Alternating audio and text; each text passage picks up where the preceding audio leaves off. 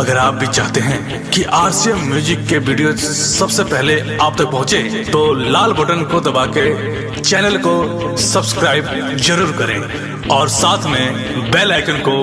दबाना ना भूलें।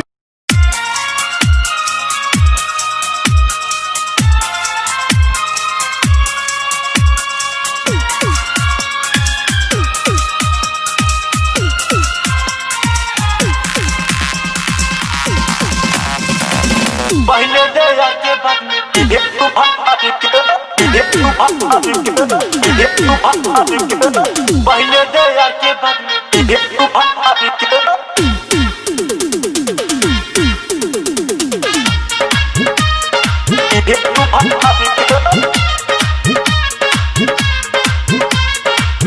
तू भाग ये तू भाग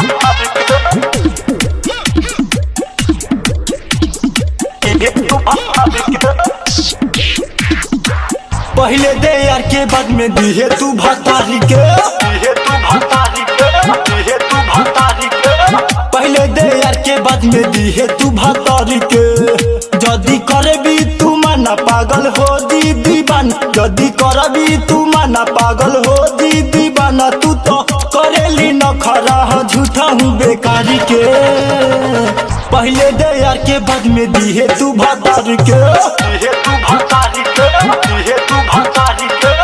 पहले दे यार के बाद में दिहे तू भतारी के ये तू भतारी के ये तू भतारी के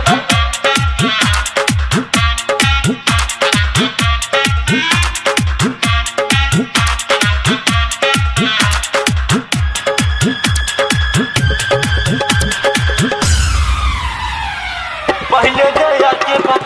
ये तू भतारी के पहले दे आके बाद ये तू भतारी के ये तू भतारी के आधी आधी रातिया के रहलू बोलावत अपन ओढ़ानी तू रहलू बिछावत अपन ओढ़ानी तू रहलू बिछावत आधी आधी रातिया के रहलू बोलावत अपन ओढ़ानी तू रहलू बिछावत अब न भीरी सट ऐसे न दूरे हट देख तू ऐसे न कर न देनी आधी आधी रातिया के रहलू बोलावत अपन ओढ़ानी तू रहलू बिछावत अब न भीरी सट ऐसे न दूरे हट देख तू ऐसे न कर न देनी दे दाना गोरी हो मलाई तानी मार के मलाई तानी मार के मलाई तानी मार के पहले दे यार के बाद में दिहे तू भतारी के ये तू भतारी के ये तू भतारी के पहले दे आके बाद ये तू भतारी के पहले दे आके बाद ये तू भतारी के ये तू भतारी के बड़ मजा आवत रहे पहले ये गोरी कबो न जात रहू हमरा के छोड़ी कबो न जात रहू हमरा के छोड़ी बड़ मजा आवत रहे पहले ये गोरी कबो न जात रहू हमरा के छोड़ी काहे करेलू चोन्हा चलो न घर के कोना अखिलेश बलिराम कर मनमानी बड़ मजा आवत रहे पहले ये गोरी कबो न जात रहू हमरा के छोड़ी काहे करेलू चोन्हा चलो न घर के कोना अखिलेश बलिराम कर मनमानी श्री रामा राजा या छोड़ी तोर सासार क्या री तो संसार क्या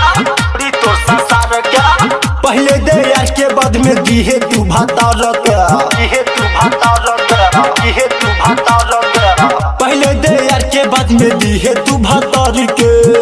जदी करबी तू माना पागल हो दी दीवाना जदी करबी तू माना पागल हो दी दीवाना तू तो करेली न खरा झूठा हूँ बेकारी के पहले दे यार के बाद में दिहे तू भतार के ये तू भतारी के